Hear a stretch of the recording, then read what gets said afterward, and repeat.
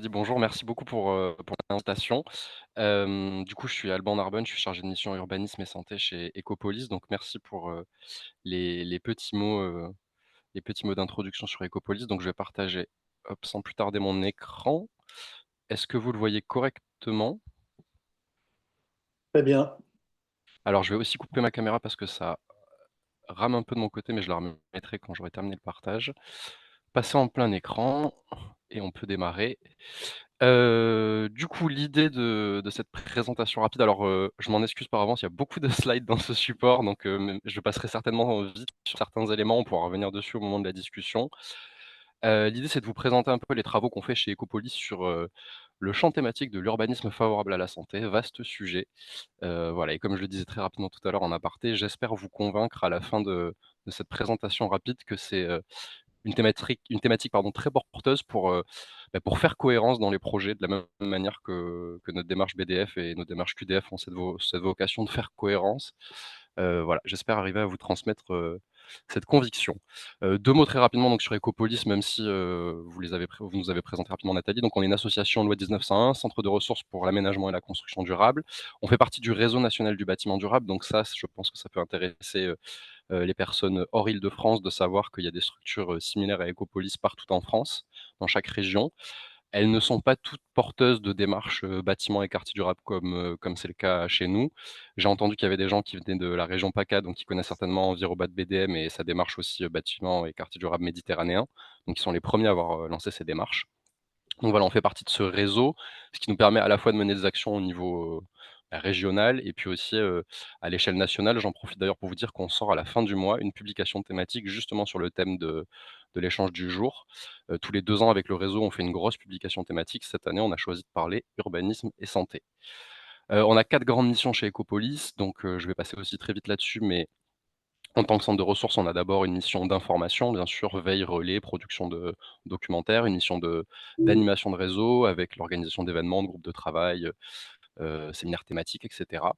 Un volet formation, on est agrégé Qualiopi depuis maintenant 2 ans, si je dis pas de bêtises, donc on est aussi un organisme de formation, des formations catalogues ou des formations, sur mesure, intra-entreprises et puis un dernier volet, donc l'accompagnement au travers des démarches bâtiments et quartiers durables franciliens dont j'ai parlé rapidement. J'en dirai pas grand-chose aujourd'hui, mais on pourra, si vous voulez, au moment de la discussion, en parler un peu plus parce que c'est des démarches qui sont aussi intéressantes lorsqu'on veut traiter des enjeux de santé, de bien-être, dans le cadre de projets urbains. Ces 4 grandes missions, on les décline, sur le champ thématique de l'urbanisme favorable à la santé. Il faut savoir qu'on a des programmes d'action thématiques chez Ecopolis. On a un programme sur le biosourcé, un programme sur l'économie circulaire, un programme à venir bientôt sur la rénovation et puis le programme que je porte moi sur l'urbanisme favorable à la santé. Donc voilà, je vous le dis aussi, si les 3 autres thématiques vous intéressent, vous avez un collègue à moi qui est tout à fait apte aussi à venir vous en parler dans le cadre de ces matinales, on porte ces 4 missions sur différents sujets et donc moi sur le thème de la santé, c'est pareil, c'est information, animation de réseau, formation et accompagnement de projet également, alors soit au travers de nos démarches bâtiments quartier durable, soit au travers d'une autre démarche qui s'appelle Écrin, dont je vous parlerai rapidement en fin de présentation et puis, de manière un peu plus, sur mesure, on fait un peu de cousu humain, notamment avec les collectivités dans le cadre de leurs documents de planification. On intervient, voilà, pour les aider un peu à cadrer les sujets santé, lorsqu'elles nous sollicitent. Heu, Avant de commencer à rentrer vraiment sur urbanisme et santé, peut-être je vais faire juste un rappel de pourquoi en fait la santé c'est un objet pertinent à traiter pour nous, qui intervenons dans le champ de la fabrique de la ville. Revenir aux bases, déjà la définition de la santé qui a été donnée par l'OMS, au lendemain de la guerre mondiale, la Seconde Guerre mondiale. L'OMS définit la santé comme un état complet de bien-être physique, mental et social, et ce n'est pas seulement une absence de maladie ou d'infirmité. Donc avec cette définition, on a déjà un peu tout le cadre dont on va avoir besoin pour défendre les idées qu'on a. C'est-à-dire que quand on parle de santé, on ne parle pas seulement du fait d'être en bonne santé, enfin de ne pas être malade et surtout on intègre dans la santé toutes les dimensions possibles, les aspects physiques, mentaux, sociaux, donc on a une vision très expansive de la santé et très englobante. Hem cette définition-là, à la fin des années 90, l'OMS est venue en remettre une couche sur, la manière de prendre la santé de façon très large, en proposant un nouveau concept qui est ce qu'on appelle la santé environnementale, qui permet de faire le lien, en fait, entre les enjeux de santé et les enjeux de développement durable et qui dit que la santé environnementale comprend les aspects de la santé humaine, y compris la qualité de vie, qui sont déterminés par les facteurs physiques, chimiques, biologiques, sociaux, psychosociaux et esthétiques de notre environnement. Concrètement, tout.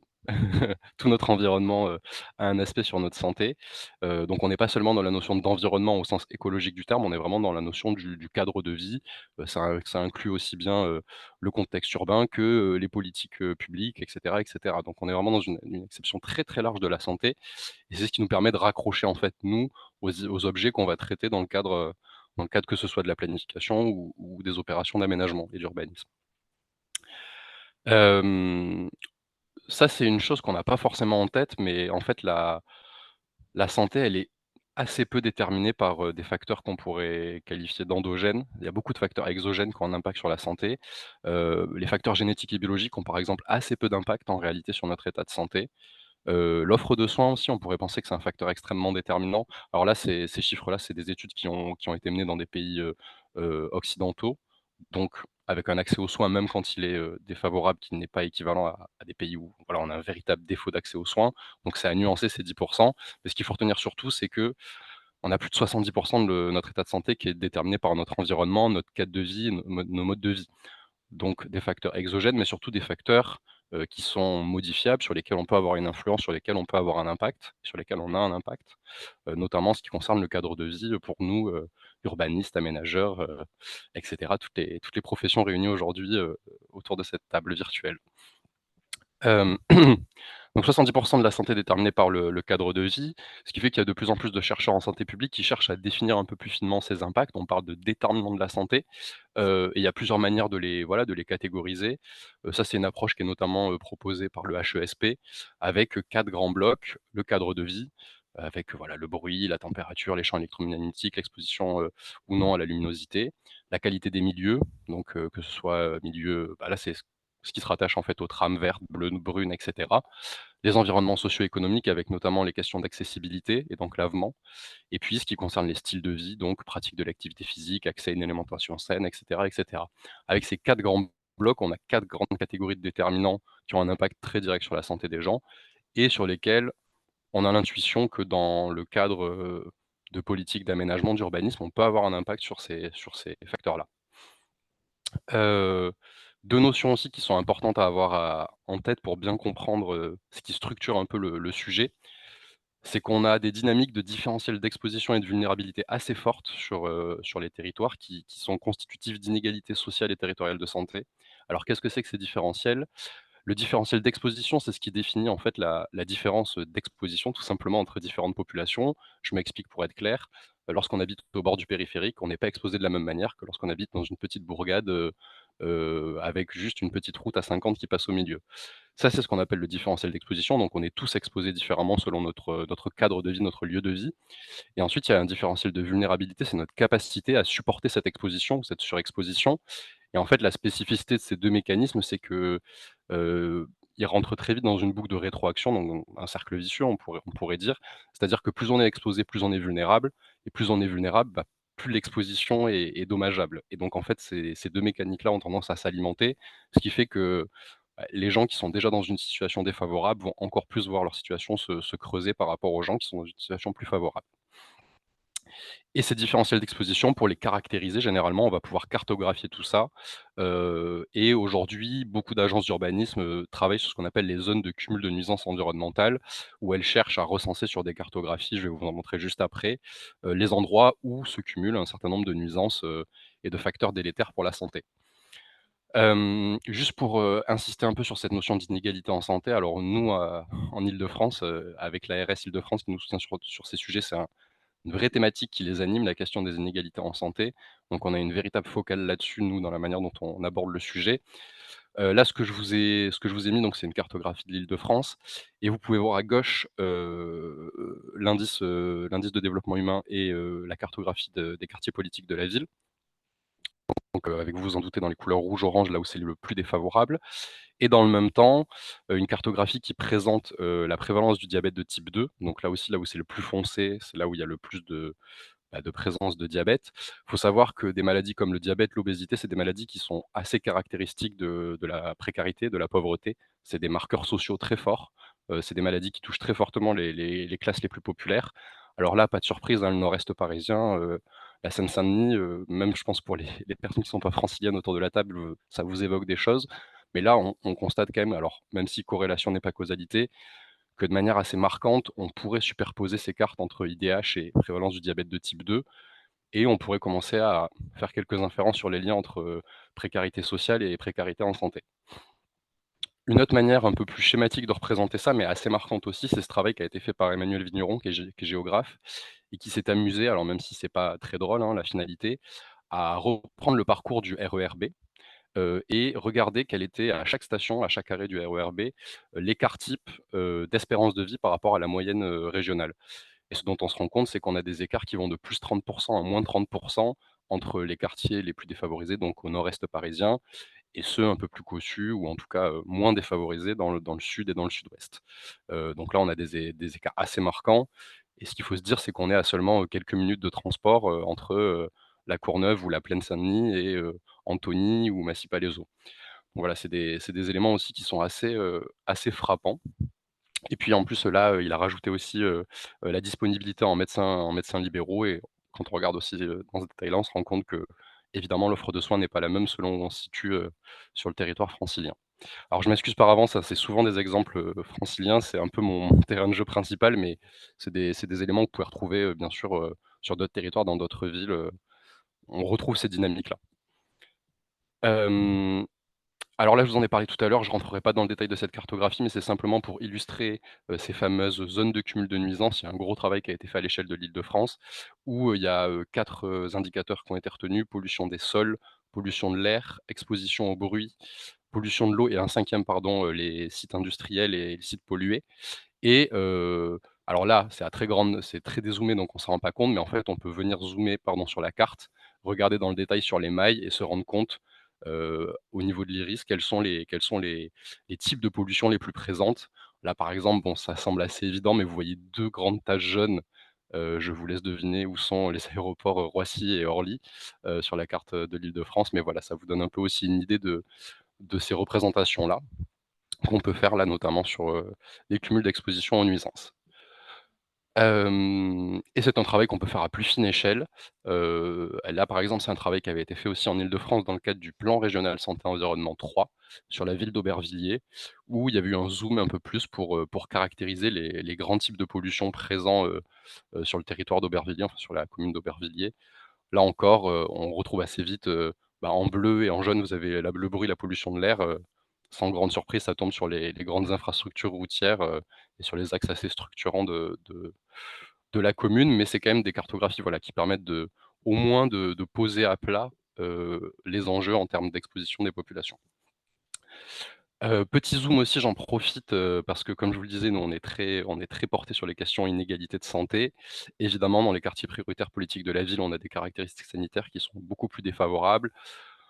On a, je le disais, un lien étroit entre précarité sociale et économique et vulnérabilité en santé. Une prévalence de pathologies chroniques dont j'ai parlé tout à l'heure, notamment diabète, obésité, mais aussi beaucoup de maladies, cardiovasculaires et respiratoires. Évidemment, une offre de soins, plus restreinte et moins fournie en termes de spécialistes notamment les spécialistes, pour les femmes, je pense aux sages-femmes, aux obstétriciens et cetera.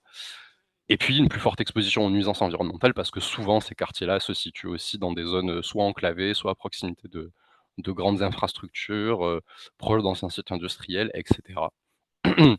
Et donc je vous renvoie, si vous voulez en savoir plus, à une publication qui a été faite par l'ANRU en 2021 sur ce sujet, où ils reprennent un peu ces diagnostics et puis, ils présentent aussi quelques retours d'expérience, de quartiers à l'échelle nationale qui ont, cherché à traiter dans le cadre de programmes, NPNRU qui ont cherché à traiter de ces enjeux. Dernier point pour illustrer ça, donc ça c'est un travail qui a été fait en Île-de-France encore une fois, par l'Institut Paris Région qui a croisé en fait, la cartographie que je vous ai montrée tout à l'heure de cumul de nuisances, avec la cartographie de la politique de la ville, et on constate qu'il y a quand même, plus de 20 des quartiers QPV qui se situent dans des mailles, fortement concernés par des cumuls de nuisances, donc qui sont vraiment extrêmement concernés par cet enjeu.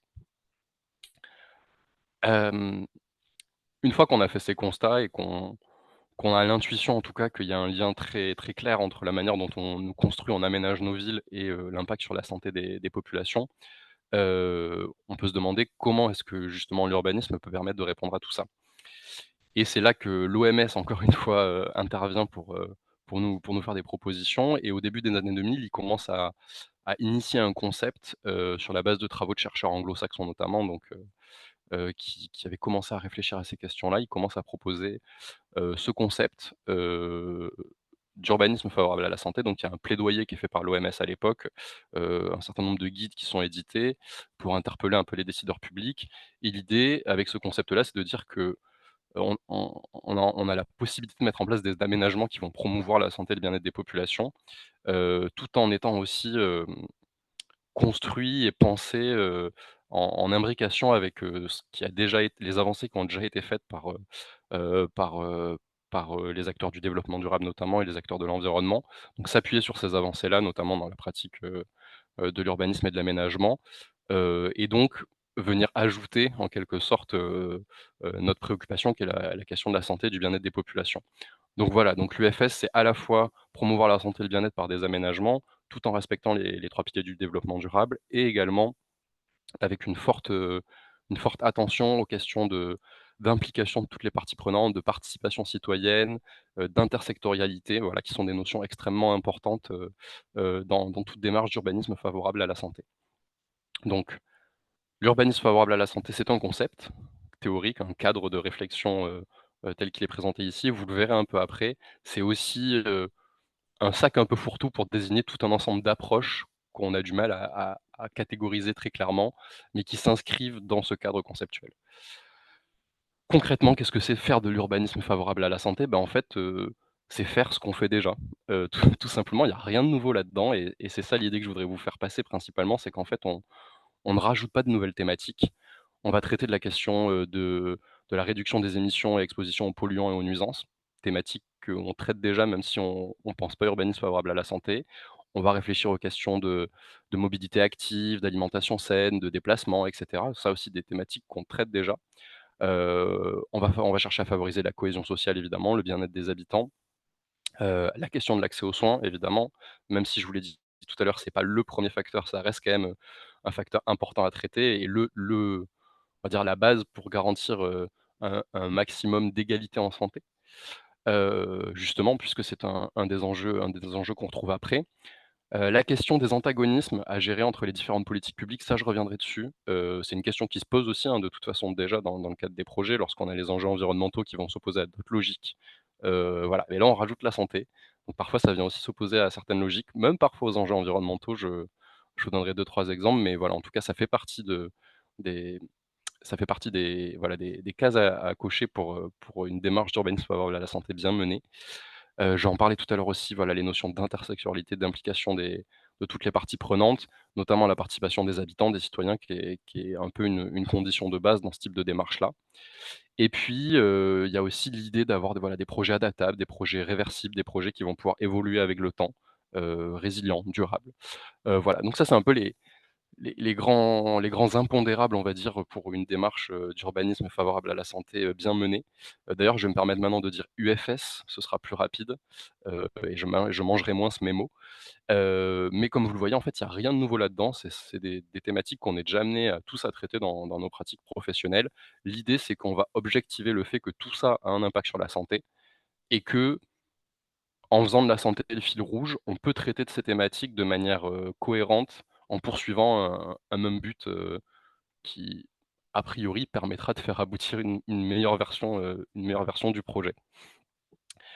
Pour vous donner un peu le cadre dans lequel ces démarches s'inscrivent, parce que là, je vous parle depuis tout à l'heure de l'OMS.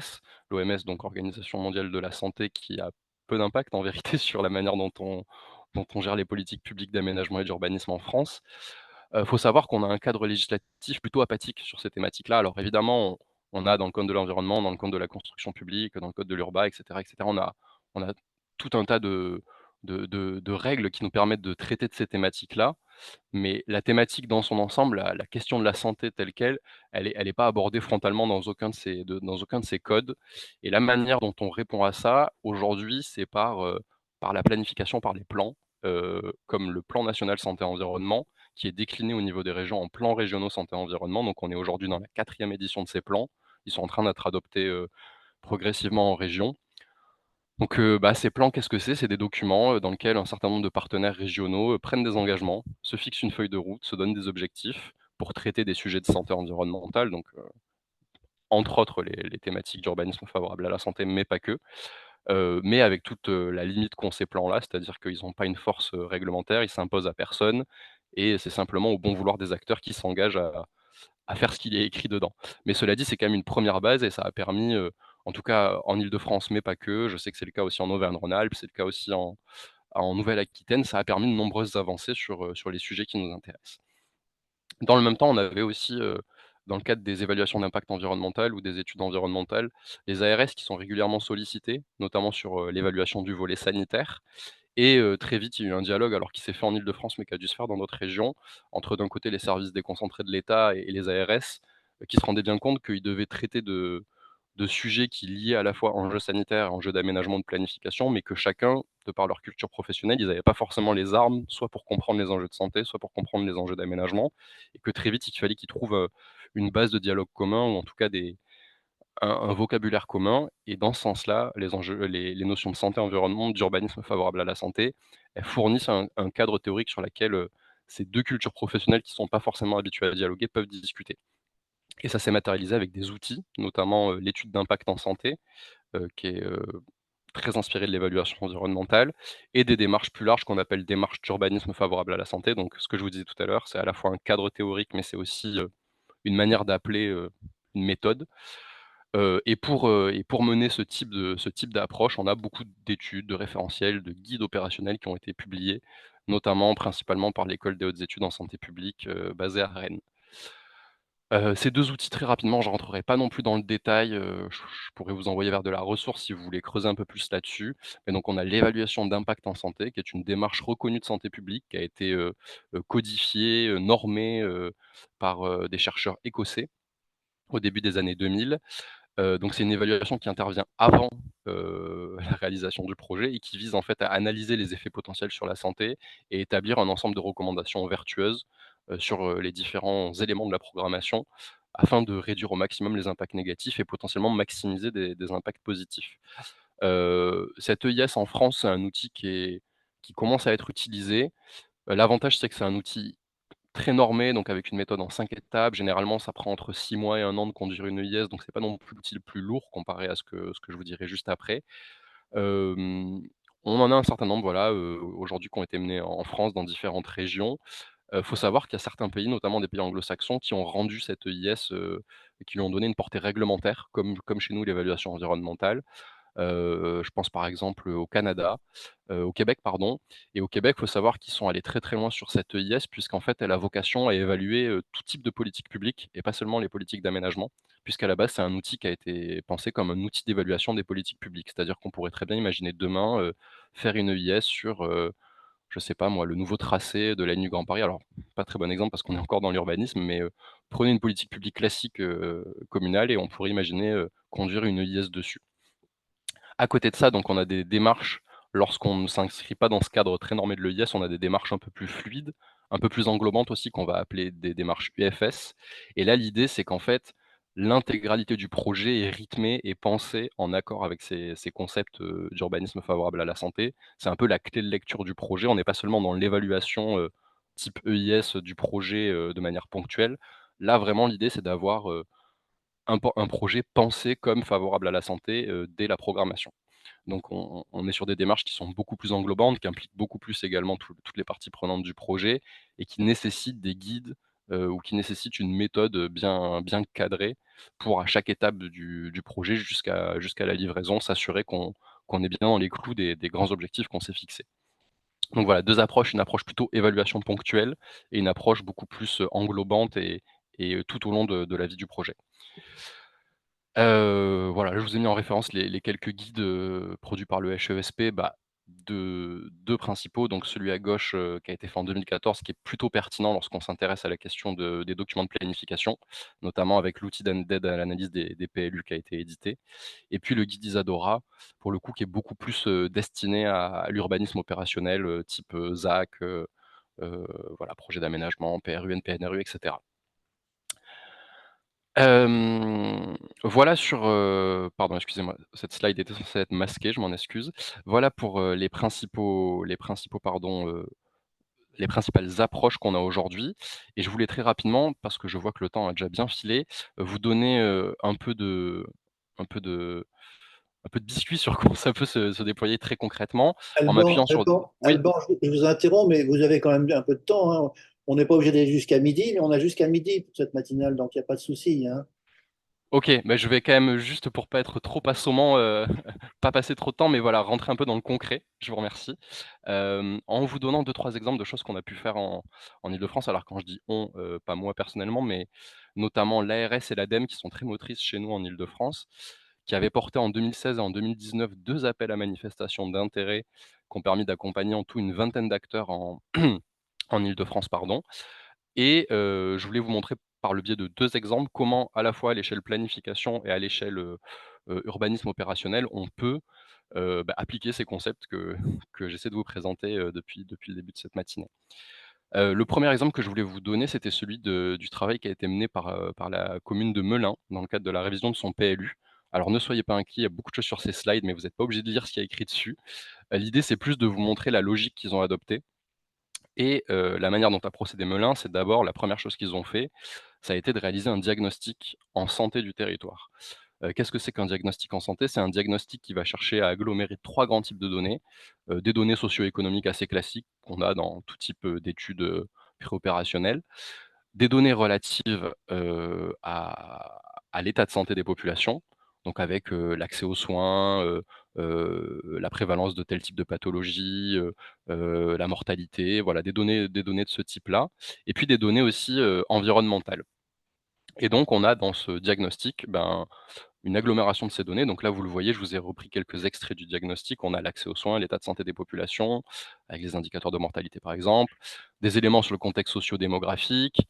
On a également, comme je vous le disais aussi, une caractérisation plutôt sur, l'aspect environnemental et les nuisances qu'on va trouver sur le territoire. Donc voilà, avec, un recensement, de la une caractérisation pardon du tissu urbain, heu on va avoir aussi, là je ne l'ai pas remis, mais il y avait aussi, la cartographie des cumuls de nuisances que je vous ai présenté tout à l'heure à l'échelle du territoire de Melun. On retrouve aussi les zones inondables parce qu'évidemment la ville étant traversée par la Seine, c'est un gros sujet également, pour Melun et puis quelques données en ce qui concerne, les pratiques et modes de vie sur, voilà, les déplacements actifs, les mobilités et cetera et cetera. Ça, c'est un peu la base de toute démarche d'urbanisme favorable à la santé. Pourquoi? Parce que déjà, bon, le diagnostic, il permet de de bien cadrer, les enjeux, les populations, les plus touchées par tel ou tel type, d'enjeux justement, les déterminants de santé qui sont les plus importants à prendre en compte sur le territoire et sur la base de ce diagnostic, pardon, il y a une série d'ateliers qui a été organisée avec les élus, avec les services techniques, avec les habitants. Il y avait un objectif dans ces ateliers. D'abord, c'était un objectif de porter à connaissance et de sensibilisation autour de ces diagnostics, histoire de mettre tout le monde sur un pied d'égalité en termes de connaissance du territoire et des enjeux. Et puis ensuite, il y a eu aussi, tout un travail qui a été fait sur, la mise en discussion, la priorisation de certains de ces enjeux, éventuellement, faire ressortir des choses qui n'apparaissaient pas dans ce diagnostic aussi, selon les sensibilités des habitants, des élus, des techniciens qui ont tous leur connaissance aussi, spécifique du territoire. Et donc voilà, de remettre en discussion ces diagnostics et d'en tirer, des enjeux prioritaires, des éléments un peu prégnants qu'il fallait, absolument traiter dans le cadre du futur plan local d'urbanisme.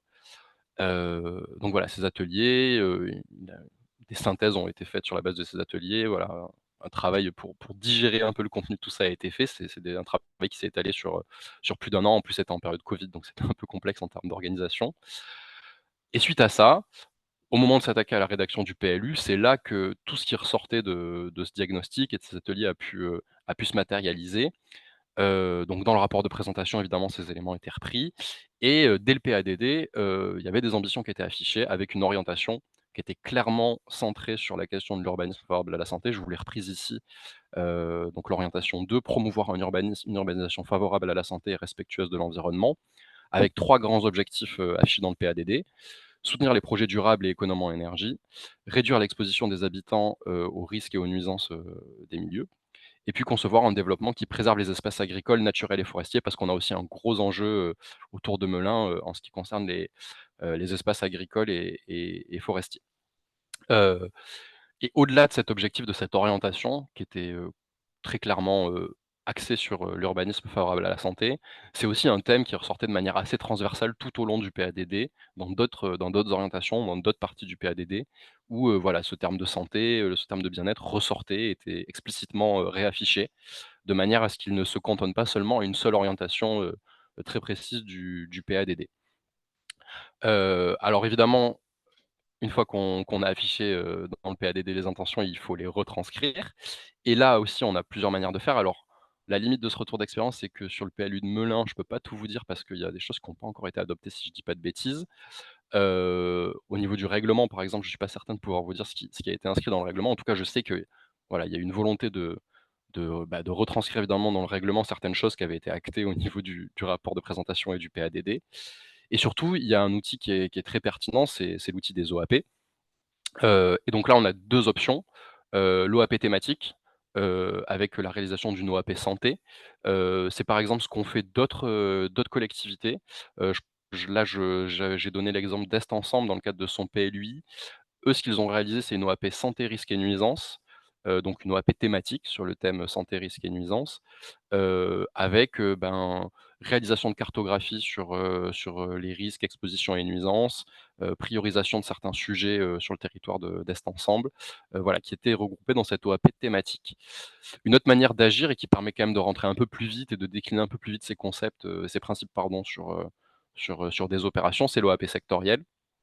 Plutôt la direction que semble, vouloir prendre Melun, en l'occurrence dans le cadre de son projet. Donc là, l'idée, voilà, d'avoir une OAP sur un secteur précis, un secteur de ZAC par exemple, sur lequel on affiche explicitement l'ambition soit de mener une démarche d'urbanisme favorable à la santé, soit de réaliser une étude d'impact en santé. Et là encore, je prends un autre exemple, mais c'est ce qui a été réalisé, je vous le dirai, je vous en donnerai deux trois détails en plus après, notamment par la ville de Nanterre dans le cadre de son PLU. Où eux, ils avaient mené 2 OAP sectorielles sur 2 secteurs, le secteur des gros et le secteur des papeteries, avec, voilà, une ambition très claire affichée en termes d'urbanisme favorable à la santé, avec une EIS déployée sur un des 2 secteurs et sur l'autre, une démarche un peu plus, englobante, dite d'urbanisme favorable à la santé.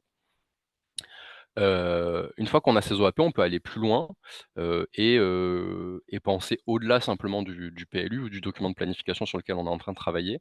C'est notamment, la logique qu'a décidé d'adopter Melun, puisque, ces principes ont vocation à être déclinés de manière très très opérationnelle et très réglementaire au sein d'une charte d'aménagement durable que la ville a déjà, mais qui sera actualisée, avec ce PLU.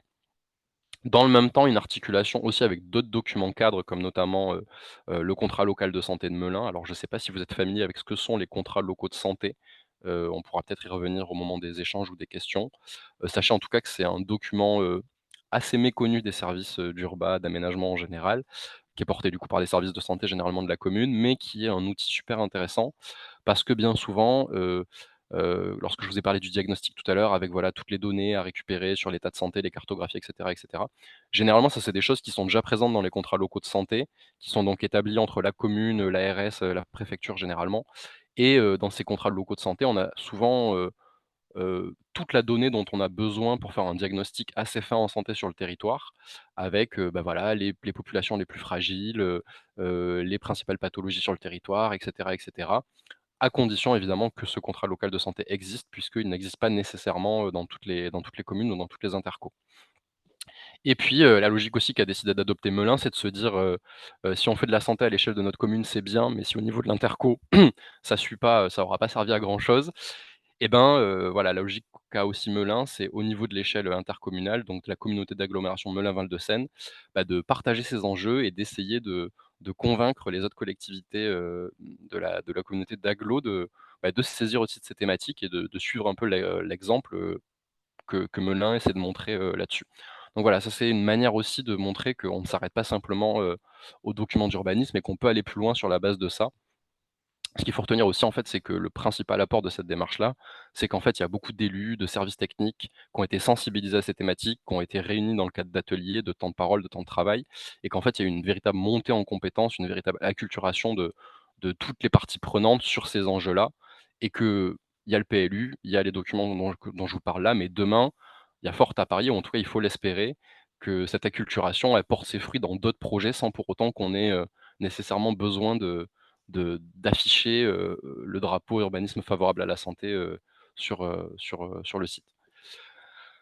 Je voulais juste, développer un peu plus sur les OAP pour, vous montrer comment ça peut concrètement se matérialiser, en reprenant pour le coup l'exemple de ce qu'a fait Nanterre, donc, je vous le disais des OAP sectorielles. Par exemple, une OAP qui avait été décidée sur le secteur des Groues, et vous voyez donc dans cette OAP, il y avait plusieurs enjeux qui avaient été affichés, notamment la question de l'enclavement du quartier, donc préparer, à l'arrivée des nouveaux habitants du quartier et donc voilà, réattacher ce secteur au reste de la commune. Évidemment, l'enjeu de santé qui est affiché avec notamment la question des nuisances et des risques aux différentes, pollutions. Heu, la question bien sûr de l'offre en logement, bon, qui n'est pas directement liée aux enjeux de santé, mais mine de rien, avoir un logement, c'est quand même un des 1 critères pour être en bonne santé, mine de rien. Et puis, voilà, beaucoup d'éléments aussi relatifs au cadre de vie avec, la question des espaces verts, des jardins partagés, la qualité patrimoniale aussi des espaces et cetera, qui sont aussi des véritables supports du bien-être et de la santé des populations. Donc voilà comment dans une OAP on peut un peu matérialiser, ou borner un peu ces grands principes. Et donc, il avait été décidé dans le cadre de cette OAP, la réalisation d'une EIS. Et l'autre exemple que je vais vous montrer, donc c'est sur l'autre OAP qui a été menée, les papeteries, parce qu'il se trouve que j'ai pas les résultats de l'EIS des GROU. Et donc sur les papeteries, voilà, pour vous montrer un peu la forme que ça peut prendre une fois qu'on a mené cette démarche-là. En fait, on arrive assez classiquement avec un tableau avec un ensemble de recommandations, avec, des grandes ambitions qui sont affichées, rattachées à différents, déterminants de santé. Donc là, on a, agir sur les points environnementaux, donc on est évidemment sur l'exposition des populations. Améliorer les atouts paysagers, on est sur, voilà, toutes les qualités, paysagères, patrimoniales du site et les apports en termes de bien-être que ça peut avoir sur les populations.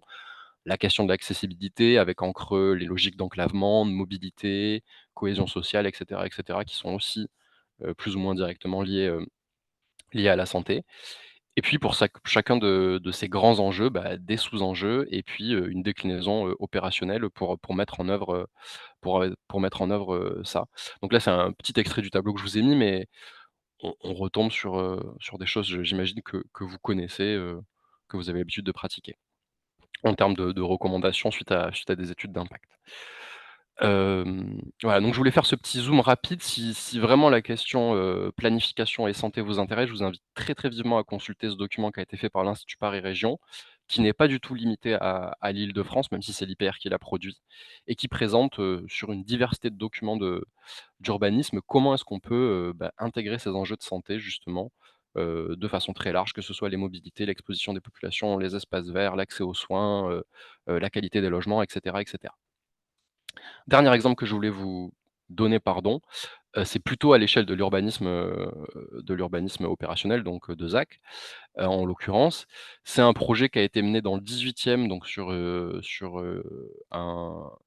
du foncier qui appartenait à Espace Ferroviaire, donc à la SNCF.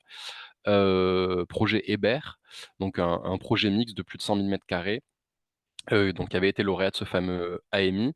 Voilà, un projet qui sera le support, qui accueillera bientôt donc une offre de logement, des activités tertiaires, un gros pôle de logistique aussi qui est prévu, des commerces et puis un certain nombre d'équipements publics, notamment une crèche, et un équipement d'enseignement supérieur.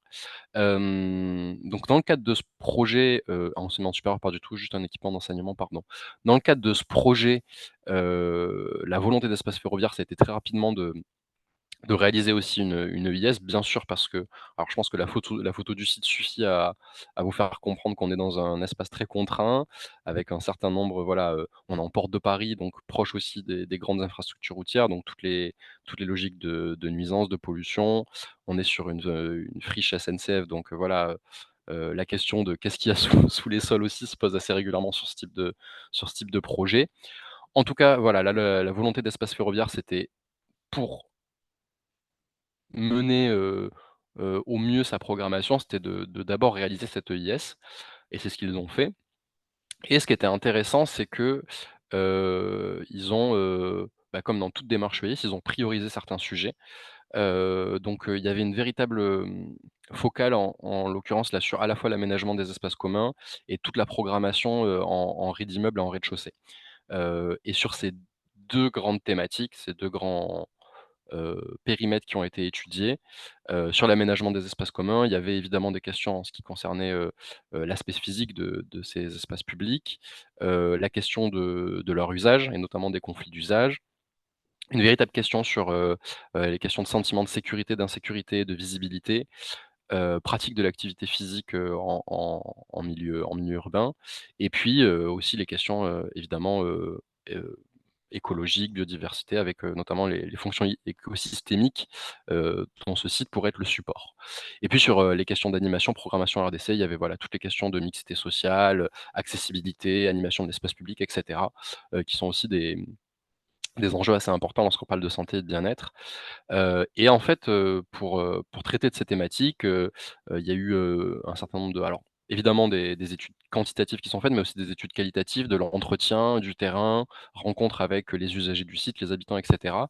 Et très rapidement, il y a un sujet qui est ressorti, c'était, heu, l'absence ou l'invisibilisation, pardon, des femmes et des jeunes filles, dans ces espaces publics et dans les réunions publiques qui avaient lieu également. Et donc très rapidement, l'intuition, du bureau d'études, donc Énergie Demain qui a réalisé le l'EIS sur ce projet, qu'il y avait quand même, voilà, il y avait quelque chose à creuser sur cette question de la place des femmes et des jeunes filles dans l'espace public, toujours en lien avec leur santé, leur bien-être. Et donc c'est un peu la focale qui a décidé d'adopter cette étude d'impact en santé avec un focus sur la mixité de genre et les enjeux associés. Et la manière dont ça s'est construit, c'est alors là, encore une fois, c'est une slide, très, très longue à lire et je vous invite à ne pas la lire, mais ce qu'il faut retenir, c'est que voilà, hem, sur la base de ce public, identifié, donc les jeunes filles et les femmes dans l'espace public, on a d'abord cherché à objectiver quels étaient les impacts, sur leur santé qu'allaient avoir, ben, les différents items qu'on a vus: activité physique, accessibilité, qualité des espaces publics, sentiment de sécurité et cetera et cetera. Et puis, quels étaient les items, d'aménagement concret qu'on avait pour agir là-dessus. Et c'est sur ce champ-là que les recommandations ont été formulées. Et donc il y a un livrable qui a été fourni avec, toute une liste de recommandations sur différents, aménagements notamment, heu, donc que ce soit, quand je dis aménagement, c'est à la fois, l'aménagement de l'espace au sens très large, mais également sur le mobilier urbain qui peut être déployé, sur, voilà le type d'aménagement aussi, pardon, transitoire qu'on peut faire, et cetera et cetera. Donc une liste de recommandations qui a été formulée, et qui a vocation, beh, voilà, à nourrir, la programmation et le projet urbain tout au long du projet. Donc voilà, donc là je rentre pas dans le détail, si ça vous intéresse, je pourrais vous envoyer ces documents-là. Là, on a un peu le détail des différentes recommandations qui sont, catégorisées, là-dessus. De toute façon, la slide est totalement illisible parce que c'est trop pixelisé. De toute façon, si ça vous intéresse vraiment, encore une fois, je vous invite à aller plus loin. On a invité à témoigner Espace Ferroviaire et Énergie Demain pour présenter justement ce travail-là lors d'une journée qu'on organisait en novembre dernier. Et vous pouvez consulter le replay sur notre page YouTube, ainsi que 3 autres retours d'expérience de 3 autres, collectivités qui ont mené des démarches de ce type-là, à savoir la ville de Paris, la ville de Poitiers et la ville de Serein en Belgique. Voilà, donc si vous voulez en savoir un peu plus sur comment est-ce que ça se décline à l'échelle, opérationnelle, je vous invite à aller consulter là le lien YouTube qui est dans la présentation, que je passerai évidemment, que je transmettrai à la fin. Et on avait aussi invité à témoigner Nanterre, il y a un an. Donc si vous voulez en savoir plus aussi sur les OAP qui ont été menés par Nanterre, je vous invite aussi à aller consulter nos ressources. Dernier point, je suis désolé, j'ai vraiment dépassé le temps que vous m'aviez donné, mais j'ai quasiment fini. Hem, Quelle perspective? Donc sur la base de tout ce que je viens de vous dire, là, ce qu'il faut comprendre, c'est que la première EIS qu'on a menée en France, c'était en 2015, donc c'est hier à l'échelle d'un projet urbain. On a encore très peu de recul sur toutes ces démarches et puis on a un cadre réglementaire et législatif qui est encore assez léger là-dessus et même un cadre méthodologique, qui est encore en train de se structurer. En tout cas, au niveau du cadre, ce qu'on a aujourd'hui, c'est donc je vous l'ai dit tout à l'heure, le nouveau plan national santé environnement 4, donc qui vient d'être adopté pour, les 4 prochaines années, qui va se décliner dans les régions au travers des PRSE. Donc on a des feuilles de route au niveau régional qui vont être adoptées et qui doivent se calquer sur la feuille nationale avec 2 grands enjeux quand même.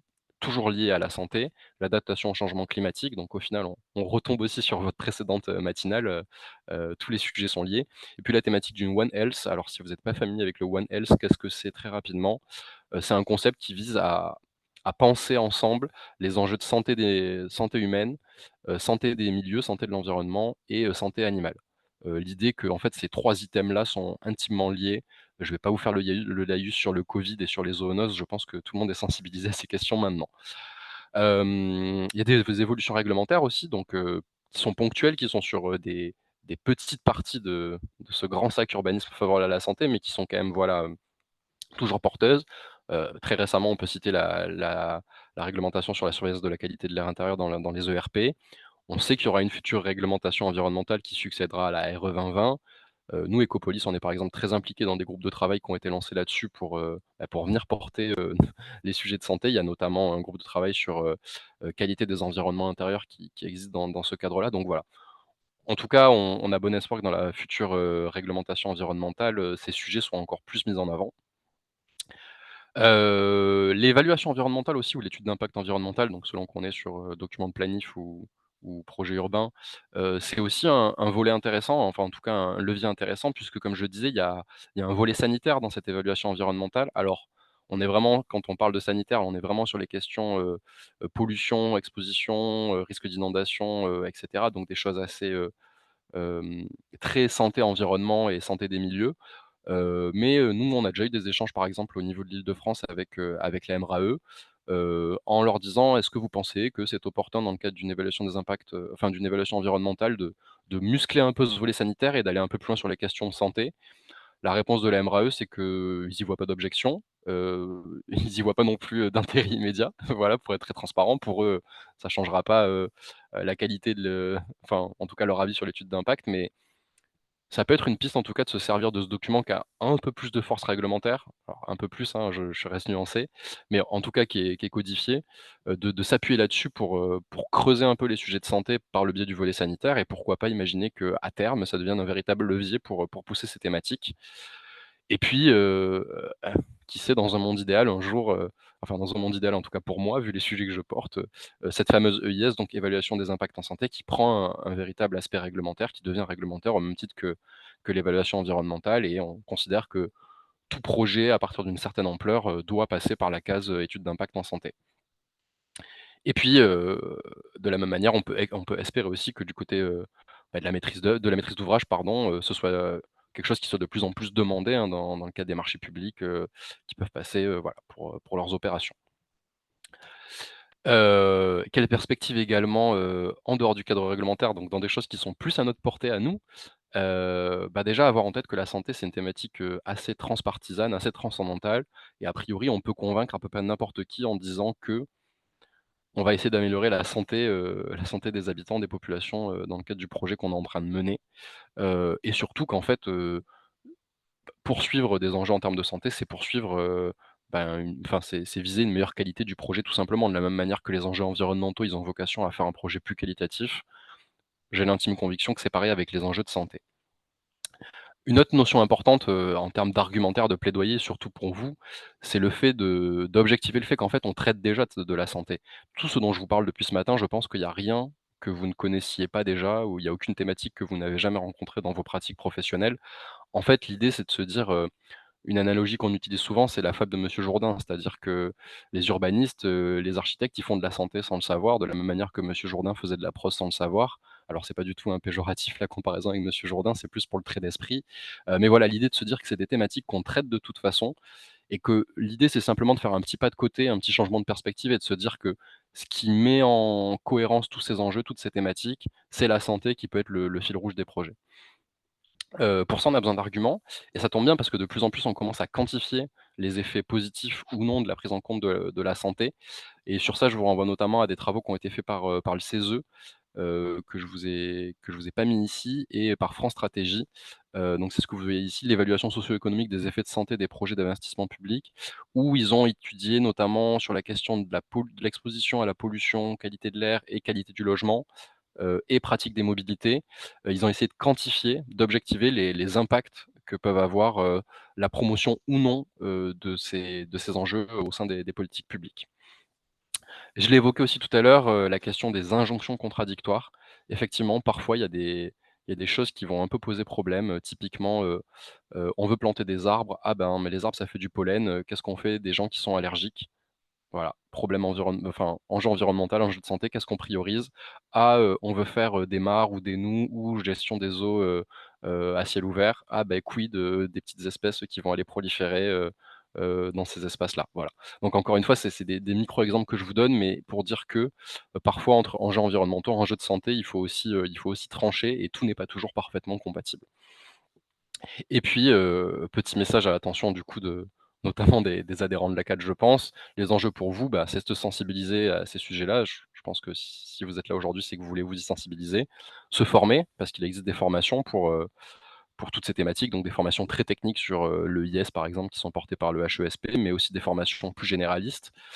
Et puis, pas hésiter à être force de proposition là-dessus auprès de la maîtrise d'ouvrage évidemment, de proposer ce type d'approche, ce type de lecture en fait, parce que je pense que c'est avant tout une proposition de lecture du projet, une lecture sous le prisme santé qui permet de voilà, de mettre en cohérence, encore une fois, je le redis et de traiter, certains sujets et qui, s'appuie quand même sur un objectif, je pense qui est difficilement, contestable ou remis en question. Autant les questions environnementales peuvent encore parfois aujourd'hui être, je pense, clivantes ou en tout cas pas tout à fait, remporter l'adhésion à tous les coups. Autant j'ai l'intime conviction que les questions de santé sont beaucoup plus neutres et ont beaucoup plus, vocation à embarquer un maximum de gens. Voilà, donc pour terminer, je vous invite à aller, consulter, toutes les ressources qu'on répertorie sur, notre espace thématique urbanisme et santé sur le site Ecopolis. Donc replay d'événements, notre agenda des événements du réseau, des guides, des ressources, des retours d'expérience, des fiches opérations, tout un tas de choses, sur notre espace thématique. Allez consulter nos formations, notamment, sur les sujets là dont on parle depuis ce matin, au moins 2 formations. La formation, conception de la ventilation naturelle, donc très spécifiquement, centrée sur les enjeux de qualité de l'air intérieur. Et puis notre formation Rafraîchir les villes, qui traite des sujets de confort thermique, bioclimatisme, confort d'été, en lien îlot de chaleur urbain évidemment, en lien avec les enjeux de santé.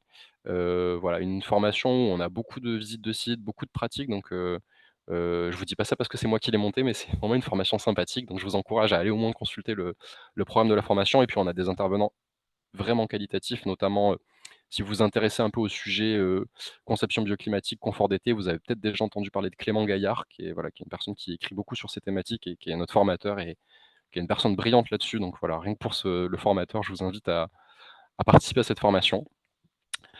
Hem Allez jeter un coup d'œil aussi sur nos démarches, donc quartier bâtiment durable francilien. J'ai cru comprendre que vous connaissiez, mais je vous parle aussi d'Écrin, une démarche qu'on porte depuis peu, qui a été portée par l'ADEME, qui a été développée par l'ADEME et que nous on déploie au niveau de l'Île-de-France, donc et qui est déployée par tous les autres membres du réseau bâtiment durable dans les autres régions.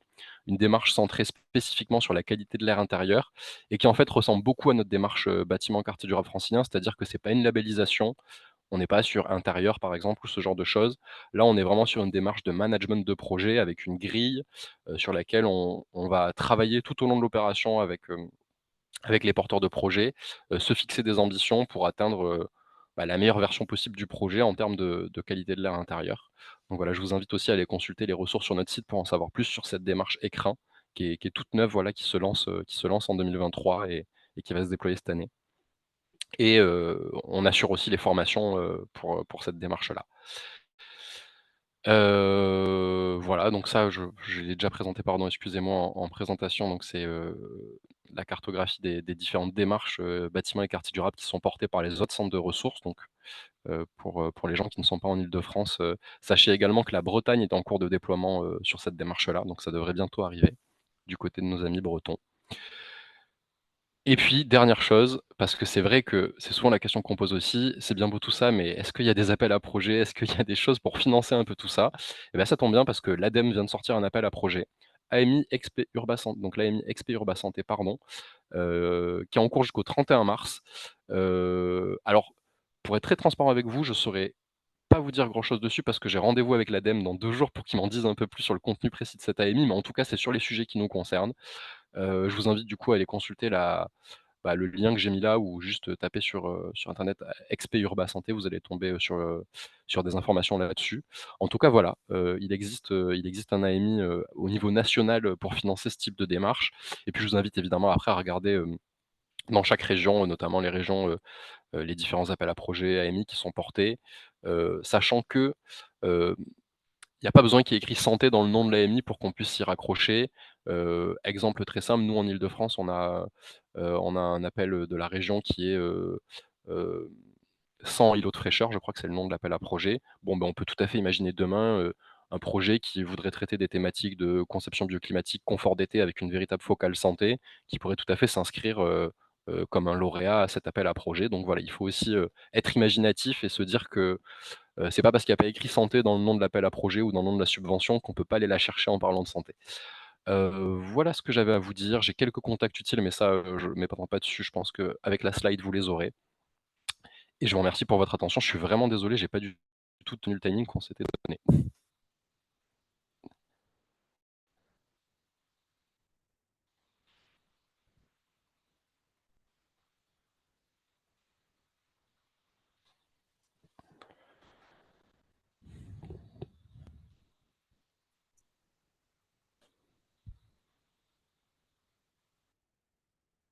Bien, ben, Monsieur Narbonne, on va vous remercier de cet exposé très long, mais très rapide en même temps.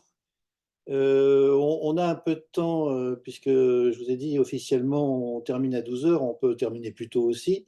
Et donc, on peut poser un grand nombre de questions. Je pense que vous pouvez aussi revenir sur certains aspects qui auraient été peut-être expliqués trop vite.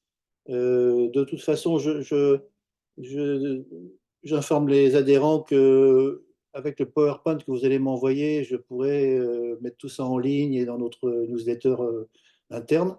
Donc, le document sera à disposition, mais je pense qu'il faut qu'on profite de votre présence pour poser un certain nombre de questions. Donc, je laisse la parole aux adhérents.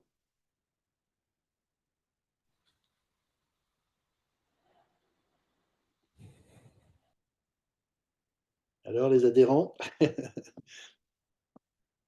Bonjour, je vous remercie de la question. Je vous remercie, c'était passionnant. Moi, j'avais une question un petit peu opérationnelle sur le IS par rapport à l'étude d'impact environnemental qu'on mène dans les projets urbains opérationnels. Moi, je suis architecte urbaniste, je fais des projets urbains opérationnels, dont on a déjà le sentiment qu'elles arrivent souvent un peu tard par rapport à la définition du projet et dont un grand nombre de champs sont déjà explorés.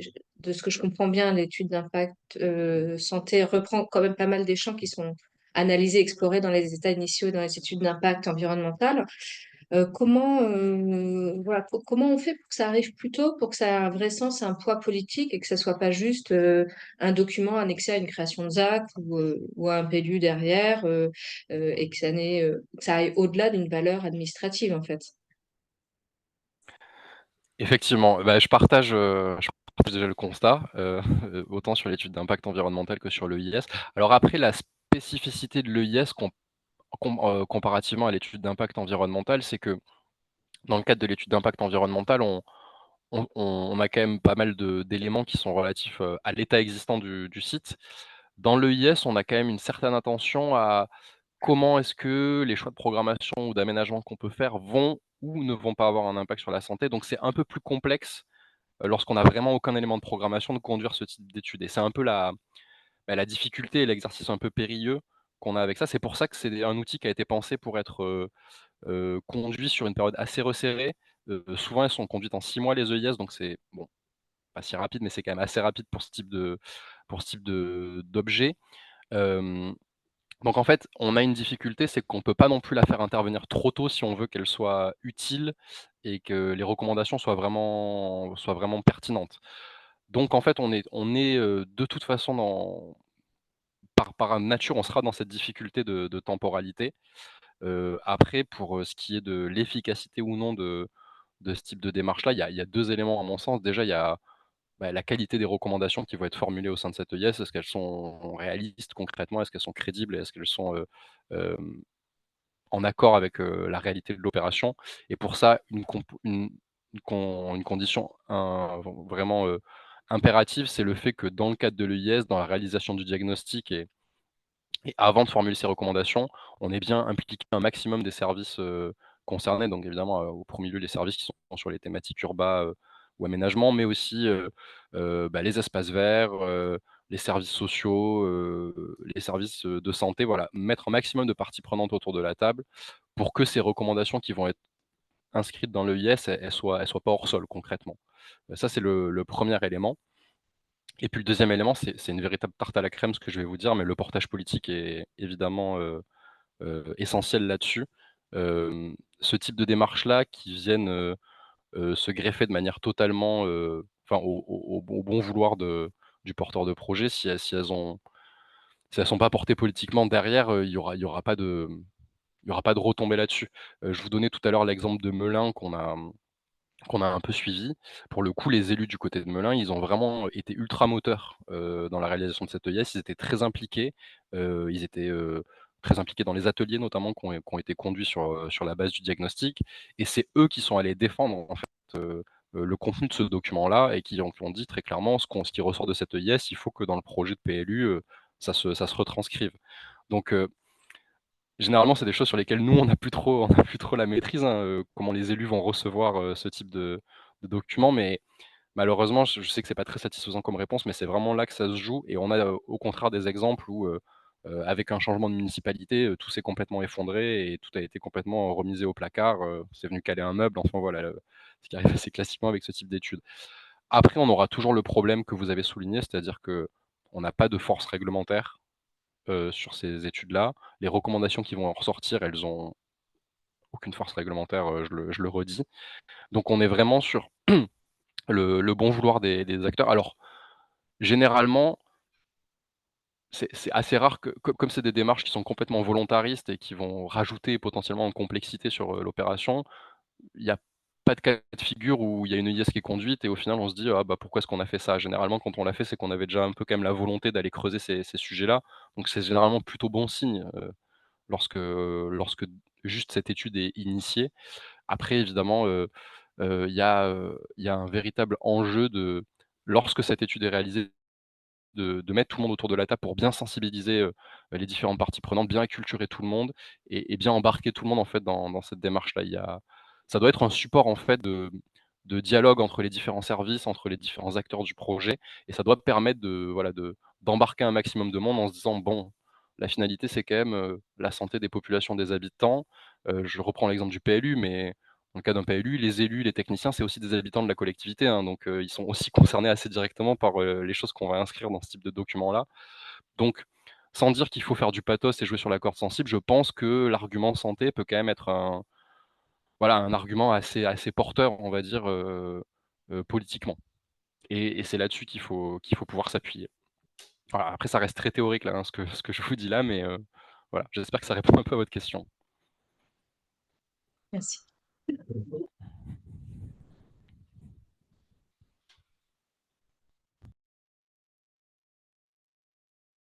Je- Moi, je vais vous poser une question en attendant celle des autres. Je suis un petit peu étonné par la similitude que ce problème de la santé dans les documents d'urbanisme français a avec l'environnement, l'écologie en général. On voit bien qu'au niveau mondial, c'est compliqué de faire seul, par pays, une politique favorable à l'environnement, puisqu'on n'est pas tout seul et qu'on se demande si ça va servir. Là, c'est un peu pareil, on peut se demander si Melun n'est pas un peu présomptueux de faire toutes ces études sur l'urbanisme et la santé, sachant qu'on est dans une région Île-de-France qui a des pollutions à des échelles bien plus grandes. Effectivement, c'est tout l'enjeu et je pense qu'eux en sont tout à fait conscients. C'est pour ça que, alors je l'ai pas trop détaillé, mais, une des premières choses qu'ils ont, comment dire? Une fois que ces travaux sur le PLU étaient, bien enclenchés, bien en route et bien avancés, une des premières volontés, notamment de la chargée de mission qui portait ces sujets du côté de Melun, ça a été de faire remonter tout ça à l'échelle, de l'agglo déjà. Donc, c'est par étapes, hein. Mais ils ont très vite compris qu'effectivement, heu Melun, en fait, c'est pas sous cloche, c'est pas sous une bulle. Ils font partie d'un territoire, alors une agglo, puis un département, puis et cetera et cetera. Donc voilà, ils y vont par étapes, mais en tout cas, leur volonté, c'est d'aller sensibiliser leurs autres collègues au niveau de l'agglo pour que les grands principes que eux ils ont réussi à faire rentrer dans leur PLU, demain, se retrouvent au niveau du plan local d'urbanisme intercommunal, donc qui sera à l'échelle de la communauté d'agglo Melun-Val de Seine. Et eux, ils sont vraiment maintenant dans une logique de dire: «Regardez, on l'a fait, voilà, comment ça peut se faire et les apports que ça peut avoir». Alors les apports, c'est dur aujourd'hui de quantifier, les apports concrets, des décisions qu'ils ont pris dans le PLU en termes de santé, mais plutôt les apports en termes de, bah, voilà, de transversalité entre les différents services, de coopération, de travail en commun, de montée en compétences en commun. Et je sais que nous, ils nous avaient sollicités pour intervenir, dans le cadre d'une réunion auprès de la communauté d'agglo, justement pour dire: faut qu'on mette ces sujets sur la table pour le PLUI demain de la communauté d'agglo. Parce qu'il ne faut pas qu'on soit les seuls à traiter ces sujets et surtout si nous on les traite à l'échelle de Melun, mais qui ne sont pas repris, au moins par nos voisins et nos voisines, on aura une portée assez limitée, notamment au niveau de tout ce qui concerne les impacts environnementaux. Mais effectivement, je vous rejoins, l'enjeu de l'imbrication des échelles, il est super important. Hem, on a de la chance, enfin on a de la chance, vu le contexte duquel on part en Île-de-France, je ne sais pas si on a de la chance, mais en tout cas, il se trouve qu'à différentes échelles d'intervention, ces thématiques-là, elles sont reprises chez nous. C'est des thématiques qui sont traitées par la métropole du Grand Paris, donc à l'échelle métropolitaine. La région commence aussi, de plus en plus à s'impliquer sur ces questions-là, et c'est évidemment, c'est ce que vous soulignez, c'est le seul moyen qu'on puisse mettre en cohérence un peu tous ces enjeux, c'est d'arriver à articuler aux différentes échelles d'intervention dans les différents documents de planification aussi, voilà, ben, jusque ça nous, ça doit remonter jusqu'au SDRIF E, donc le SDRIF environnemental, le schéma directeur de la région Île-de-France. Mais effectivement, je vous rejoins, en fait, la question de l'échelle, on peut toujours remonter plus loin. Une fois qu'on a dit ça, on va me dire: «Oui, mais à l'échelle nationale, il faut une véritable politique nationale, pensée en cohérence sur ces enjeux» et une fois qu'on aura réglé le problème à l'échelle nationale, on aura toujours le problème au niveau enfin bref, c'est interminable. Mais effectivement, je vous rejoins, c'est un peu la limite de la même manière qu'on va pas sauver l'environnement tout seul dans son coin sous cloche. On va malheureusement avoir un impact limité en termes de santé si on est sur une échelle très réduite ou en tout cas on ne pourra pas toucher à tous les déterminants de la santé et voilà.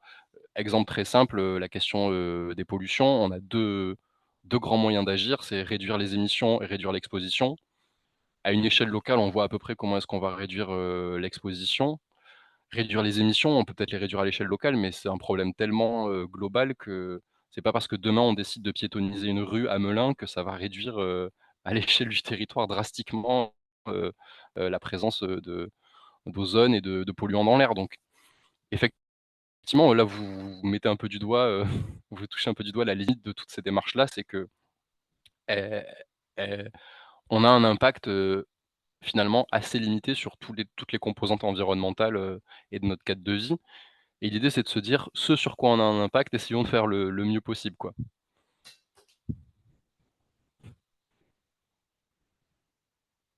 Mais juste pour rebondir là-dessus, je pense qu'il y a un véritable enjeu de plaidoyer, en fait, sur ces sujets aujourd'hui, pour faire remonter ça déjà au moins à l'échelle nationale parce qu'on n'a pas encore une véritable politique nationale, ambitieuse sur ce volet-là, quoi.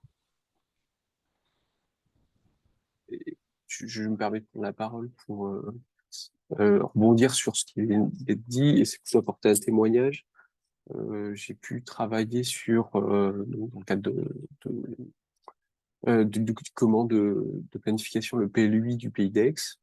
Et donc dans ce cadre-là, on a réalisé une OAP thématique santé et bien-être au quotidien. Donc la démarche est en cours, donc je peux pas non plus rentrer trop dans le détail, mais en gros, on a travaillé quand même avec l'ARS et on s'est basé en fait sur la classification des routes en termes de bruit. Et en fait, on a, comment dire, à partir de cet indicateur-là, on a déterminé, l'ARS nous a donné des indicateurs pour dire, à partir de cette catégorie, on peut évaluer la diffusion des particules de pollution à partir de cette classification-là. Et on a réalisé une carte du coup d'exposition aux particules des voiries et notamment des établissements sensibles. Donc les établissements sensibles, ça va être les écoles, les établissements médicaux, les EHPAD, des choses comme ça. Et en fait, on a réalisé cette cartographie dans le cadre du diagnostic du PLU. On s'est aperçu qu'il y avait à peu près 130 écoles de primaire qui étaient dans des zones à forte émission, donc à côté des autoroutes, des routes, voilà. Et en fait, ça a été déjà une première accroche auprès des élus en disant, ben voilà, vous êtes en train de travailler sur la santé et le bien-être de vos habitants, et rendez-vous compte que, ben, en fait, vous êtes en train de, enfin, il y a ce diagnostic-là. Et en plus de ça, on avait des projets d'implantation d'établissements scolaires à proximité des routes et dans des zones d'émission. Donc voilà, ça a été déjà une première accroche. Donc on était confronté à une réalité foncière, c'est que en fait le foncier appartenait à la commune, ils avaient prévu de mettre l'établissement scolaire sur ce foncier-là. Et ben oui, on était à moins de 150 mètres de la voie rapide. Et donc ben voilà, donc ça, en fait, ça a permis de confronter en fait cette réalité à du concret, quoi. Et donc voilà, donc déjà c'était déjà une première approche, première sensibilisation, première étape à cette échelle-là. Donc je rejoins tout à fait ce que vous dites, hein, c'est une question d'échelle. Et donc la deuxième échelle, ça a été bah, sur l'OAP, oui sur l'OAP sectoriel, pardon. Bah, ça a été d'essayer de retravailler l'OAP sectoriel dans l'implantation des bâtiments, l'implantation de l'équipement scolaire. Alors peut-être pas voilà, en changeant d'endroit, mais disons, ben voilà, on va mettre des bâtiments tampons parce que voilà, on a quand même aussi l'idée que des bâtiments d'activité tertiaire, par exemple, peuvent être faire des bâtiments tampons, peut être tampons par rapport à la diffusion des particules, des pollutions. Enfin voilà. Après, il y a un certain nombre de choses on peut rentrer dans le détail, un certain nombre de choses qu'on peut retravailler dans l'OAP sectoriel. Donc voilà, ça a permis en fait de dérouler le fil dans les différentes échelles. Déjà de par une sensibilisation des élus, ils s'approprient un peu le sujet, et puis après, petit à petit on peut décliner. Mais en effet, c'est une vraie difficulté d'être confronté à ça. Euh, et bah, ça remet en question des modèles de logique foncière, bah, il faut un établissement scolaire et du coup bah, on le met là où c'est le moins cher, là où le foncier appartient. Mais ouais, ça n'empêche qu'il faut faire ce travail de sensibilisation parce que bah, on parle quand même de la santé des enfants. Et en effet, bah, ouais, ça fait un peu pathos, mais ça peut fonctionner. Voilà. Ouais, mais je vous remercie pour ce témoignage, hein, ça correspond vraiment à plein de choses qu'on a l'habitude de voir, mais effectivement, je pense que c'est important d'insister sur ce point que vous avez souligné. Encore une fois, l'idée avec ces approches-là, ces démarches-là, c'est qu'on est vraiment en train de rien du tout réinventer. Il y a aucune thématique, comme je disais tout à l'heure, je pense, que vous découvrez aujourd'hui. L'idée, c'est ce que vous disiez, c'est que c'est quand même un outil, voilà, de sensibilisation, d'acculturation. Ça peut être voilà, une nouvelle manière de poser le débat sur tel ou tel choix de programmation, sur telle ou telle orientation, hem et ça amène généralement de l'eau au moulin d'une vision quand même plutôt, développement durable, environnement et cetera. Parce que ça va quand même assez régulièrement se mettre en concordance avec ces enjeux-là, ces items-là. Donc nous, la manière dont on le voit chez Ecopolis, parce que voilà, on a quand même, on parle de quelques, comment dire?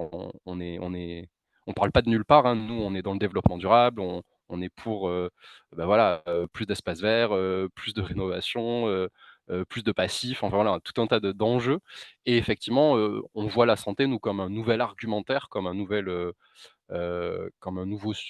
moyen de porter nos thématiques et de comment dire? D'inscrire les projets qu'on accompagne dans une certaine vision, et on voilà, pour nous, la santé, c'est un argument de plus, un outil de plus pour aller sensibiliser, convaincre et embarquer avec nous des acteurs, quoi.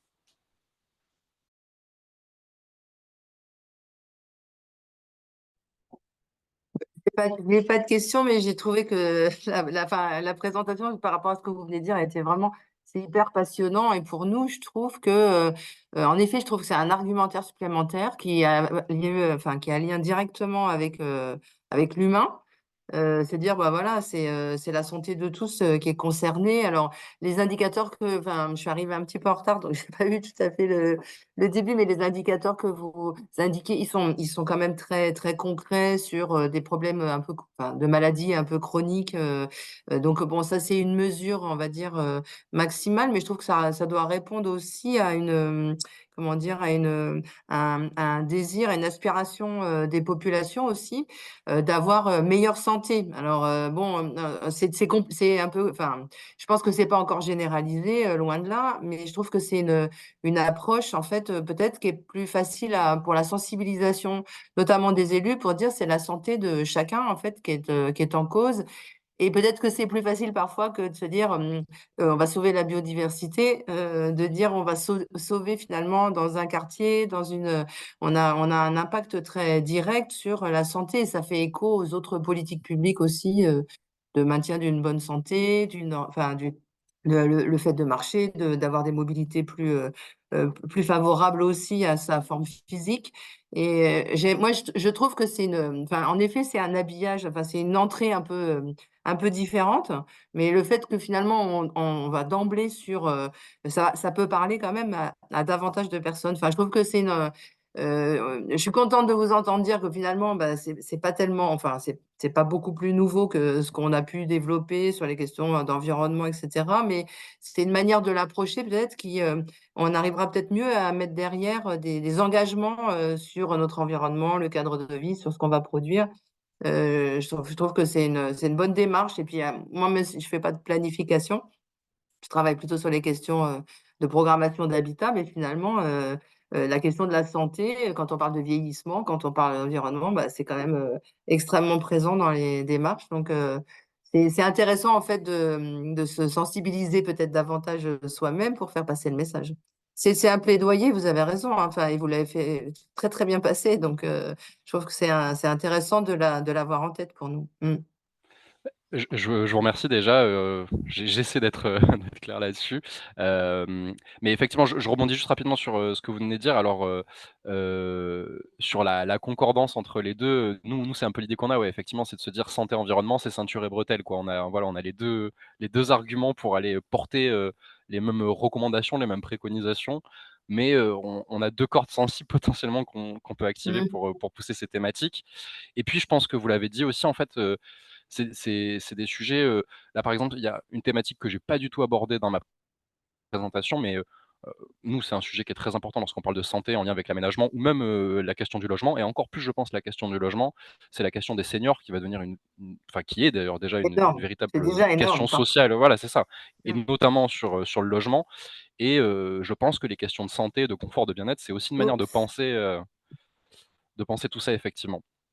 Et pardon, excusez-moi, dernière chose à laquelle, je pensais aussi, ça m'est sorti de la tête en lien avec ce que vous disiez. C'est pas grave, c'est que c'était sûrement pas intéressant si ça m'est sorti de la tête.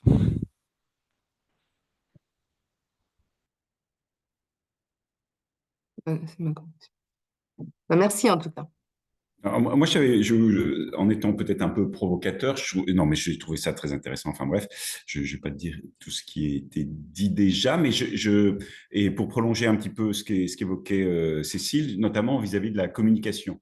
C'est-à-dire que ça, c'est des outils qui me paraissent effectivement très pertinents, intéressants, un nouveau prisme pour attaquer toujours le même sujet d'amélioration, je dirais, du cadre urbain, bâti, social, et enfin bref. Mais je trouve qu'en termes de communication, on reste quand même sur des approches un peu techno, très franchement. Et je reprends l'exemple que, quand nous sommes allés en voyage d'études à Bristol, notamment, il y avait tout un travail évidemment sur la biodiversité, c'était un des points clés, mais aussi sur cette communication portée par les élus sur l'agrégation entre justement ces politiques-là et le gain immédiat des habitants par rapport à ça. Genre, et ils faisaient, je me rappelle, des communications, genre bientôt la plage, marcher, comme ça vous serez en bonne forme. Enfin, je caricature un peu, mais on avait vraiment ce relais-là où tout d'un coup, il y avait une espèce d'implication directe des politiques publiques par rapport à la population, ce qui permettait aussi aux élus comment dirais-je, de s'appuyer sur ce socle très concret pour mettre en place ces politiques. Et on a un peu l'impression qu'on reste quand même sur des trucs qu'on connaît par cœur, des trucs un peu techno, on parle d'études d'impact, enfin on voit ce que ça peut être, hein, les rapports de 300 pages, etc. Mais bon, finalement, je ne suis pas sûr que ça produise des choses qui soient toujours extrêmement désirables ou favorables, en tout cas. Enfin bref, il y a cette accroche-là, je trouve, qui parfois de très pragmatique et assez, voilà, qui pourrait être intéressante à insuffler dans ce type de démarche qui me paraissent absolument essentielles. Voilà, un petit commentaire comme ça. Non, non, effectivement, mais je trouve que vous avez raison d'insister là-dessus, hein, parce que, c'est je pense le 1er, le premier biais de cette approche, c'est que quand on voit ce loin, on se dit: «Bon là là, quelle usine à gaz!» pour voilà, pour être un peu pour être aussi un peu provocateur moi-même. C'est vrai que de loin, ça ressemble à une usine à gaz, hein, ce que je vous présente là, et je suis pas certain d'être la personne qui le présente de manière le plus simplifiée non plus.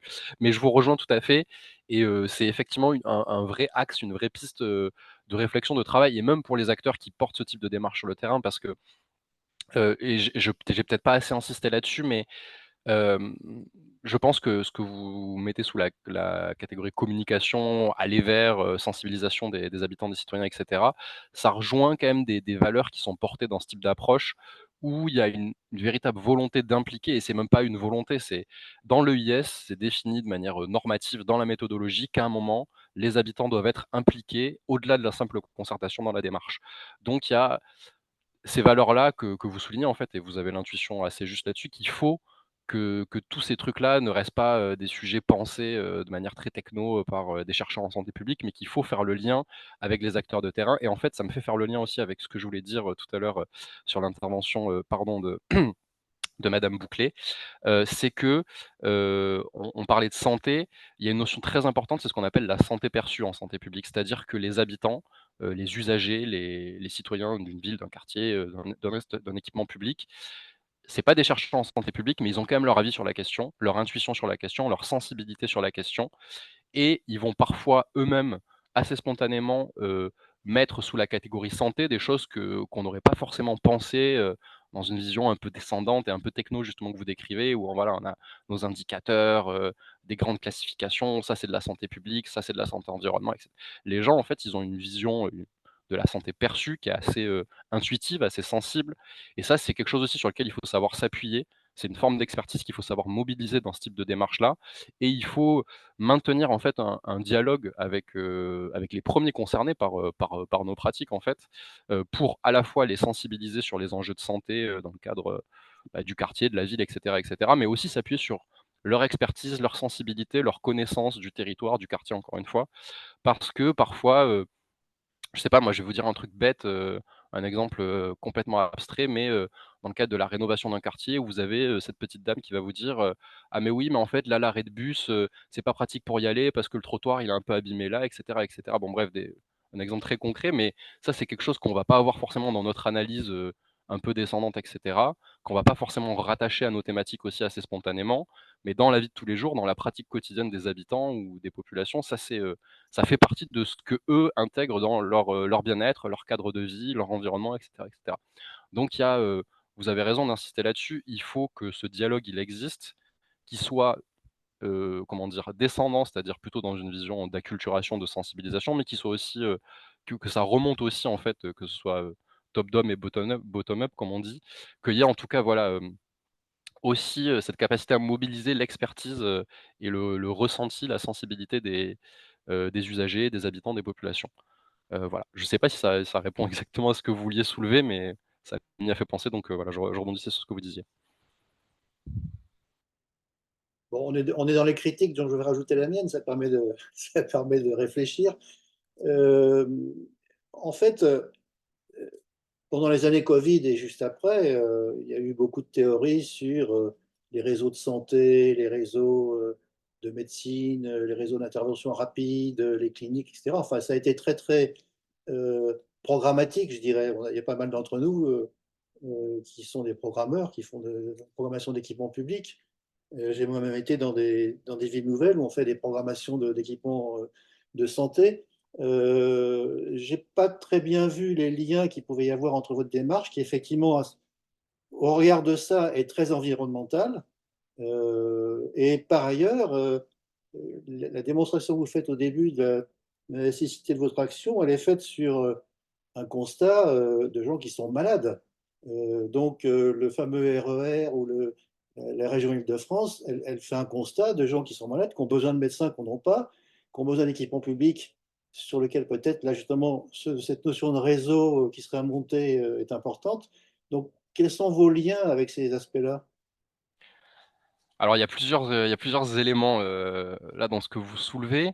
Hem, Déjà sur la question de l'offre de soins, c'est un sujet ultra complexe. Par exemple, je pense que vous êtes tous familiers avec la notion de déserts médicaux.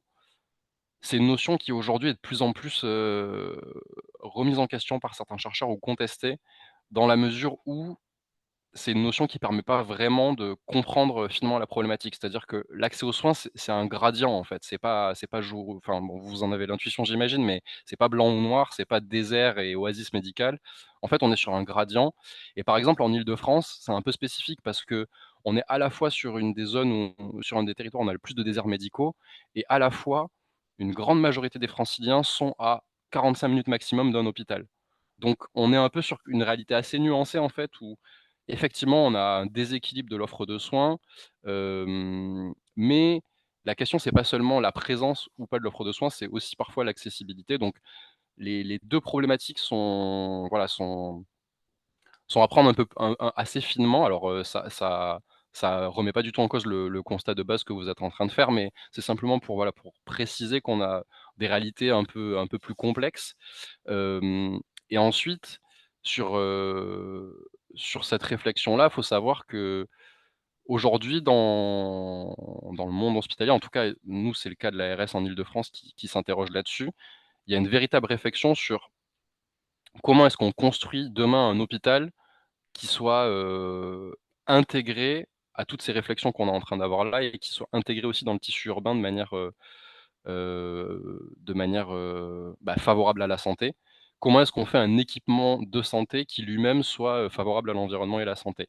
Donc c'est aussi des réflexions qui sont menées, on va dire, par les opérateurs de santé publique, de se dire qu'eux aussi, ils ont en fait une responsabilité à se raccrocher à ces réflexions-là et qu'on ne peut pas juste simplement se dire: «Bon OK, il y a l'enjeu de construire, un hôpital, une maison de santé pluriprofessionnelle et cetera pour garantir l'accès aux soins» et à côté traiter des thématiques environnementales, de pollution et cetera. De plus en plus, les acteurs se rapprochent quand même pour se dire qu'il faut qu'ils travaillent ensemble sur ces sujets. Après, effectivement, on ne fera pas l'économie de traiter des enjeux prioritaires que sont, bah, l'accès aux soins pour tous, l'égalité en santé, rééquilibrer, l'offre territoriale. Évidemment, ça, c'est des sujets que je ne veux pas éluder, mais simplement, là, on est plus, comment dire? On sort un peu des thématiques que nous, on cherche à explorer parce que là, on est simplement dans, le choix politique de construire tel ou tel équipement public et de favoriser l'implantation de tel ou tel, médecin ou exercice coordonné de la médecine. Mais évidemment, enfin, je partage totalement le constat que vous faites, en fait, pour nous, c'est tellement la base qu'on n'y pense même plus. C'est tellement la base de se dire qu'il faut, oui, garantir un accès aux soins équilibré partout, et là où on n'a pas, tel ou tel professionnel de santé, il faut faire le maximum pour qu'il puisse s'implanter. Ça, c'est un peu comment dire? Le point de base. Mais après, l'idée, c'est de se dire, au-delà de l'offre de soins, qu'est-ce qu'on peut faire pour, toucher aussi, à la santé des populations de manière plus indirecte, on va dire? Et quel arsenal on a dans les mains, au-delà juste de la programmation, hospitalière ou alors de toutes les aides qui existent pour l'exercice coordonné de la médecine, l'implantation des MSP et cetera et cetera. Voilà. Encore une fois, je ne sais pas si ça répond exactement à votre question, Non. mais Ah, je ne sais pas si tu as ta réponse, Jacques, mais c'est vrai que tu mets en confrontation, en vis-à-vis finalement, toutes ces problématiques d'accès aux soins. Mais moi, en fait, la manière dont je le perçois, l'approche, c'est pas la santé au sens équipement, c'est comment est-ce que j'ai un urbanisme favorable à la bonne santé, en fait. C'est-à-dire qu'en fait, c'est avant d'être malade, d'une certaine manière, c'est-à-dire comment on fait en sorte que on propose un cadre de vie qui va justement enrayer, limiter les maladies de demain, en fait. Donc, l'activité physique, je pense que c'est quand même assez essentiel. Des conditions, en effet, environnementales, pas de pollution ou peu de pollution, des espaces de ressourcement, et cetera. Je pense qu'au fond, enfin, l'approche, comme elle est davantage environnementale, parce elle a pas trait à la programmation. Elle a trait au maintien ou au créer un cadre, des conditions pour que les gens restent en bonne santé, en fait. Et la question des équipements, et de la capacité d'accéder aux soins, aux médecins quand on en a besoin, je veux dire, c'est une autre, finalement, c'est presque une autre question. Enfin, moi, je le perçois plus, il manque bonne santé, en fait. C'est un peu ça, en fait. C'est pas, le principe, c'est pas de régler les problèmes de santé quand ils sont là, c'est de faire en sorte qu'il n'y en ait pas. où il y en Bah, ait le moins possible. Oui, je suis tout à fait d'accord avec vous. C'est pas du tout pour moi la question de l'implantation des équipements de santé, c'est presque la question d'après, c'est la question secondaire. Et en effet, moi je le vois même d'un côté. Et je sais que j'ai pu avoir ce discours-là de dire pour sensibiliser les élus, leur parler d'attractivité de leur territoire. C'est parce que demain, il va faire moi, je parle des mathématiques aussi, de l'adaptation au changement climatique. Demain, on va avoir des niveaux de température l'été, des canicules de 2004, voilà, où il y a eu 14 000 morts. Ça sera du quotidien chaque année. Donc, si aujourd'hui, on parle pas d'îlots de chaleur, si aujourd'hui on parle pas d'espace de rafraîchissement, si on parle pas d'implanter des arbres, des zones à l'ombre, si on parle pas de tout ça, ben, en fait, moi je suis persuadé que des territoires qui ne s'adaptent pas à ça vont perdre des habitants parce qu'en fait, ils ne seront pas adaptés à ces températures-là. Il y aura des risques de santé pour la population en disant, bah, je vais pas m'installer là si je peux pas aller me rafraîchir, si je suis soumis à des températures très très fortes. Voilà. Et donc, pour moi, ça aussi, ça se rattache à ça, sur l'attractivité du territoire, à dire si on n'anticipe pas ça, si on n'anticipe pas la bonne santé des futurs habitants, bah, les gens ne viendront plus habiter dans ces territoires-là, quoi. Voilà. Et ce sera pas une question de s'il y a un médecin ou pas dans la commune. Ce sera une question de, ça Pas trop sera chaud. inadapté, quoi. Mm. Bah, écoutez, vous avez mieux répondu que moi, donc je vous remercie. Pas de problème. D'autres débats, d'autres questions?